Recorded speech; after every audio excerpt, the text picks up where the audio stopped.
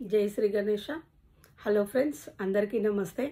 అందరూ బాగుండాలి, అందులో మనం ఉండాలి. ఒక మంచి మాట ఫ్రెండ్స్, మనము ఎలా ఉండాలో మనం ఏకాంతంలో ఉన్నప్పుడు తెలుస్తుందంట. మనము ఎలా ఉన్నామో సమాజము నేర్పిస్తుందంట. ఎందుకంటే ఫ్రెండ్స్, మనం ఏకాంతంలో ఉన్నప్పుడు మనకు జరిగిన సంఘటనలు కానీ అనుభవాలను కానీ మనము ఎప్పటికప్పుడు గుర్తు చేసుకుంటూ మనము ఎలా ఉండాలో మనము నిర్ణయించుకుంటూ ఉంటాం. అలాగే సమాజంలో మనము ఒక్కొక్క దగ్గరికి ఒక్కొక్క ప్లేస్కి వెళ్ళినప్పుడు టెంపుల్కి వెళ్తాము, బస్లో వెళ్తాము, షాపింగ్కి వెళ్తాము.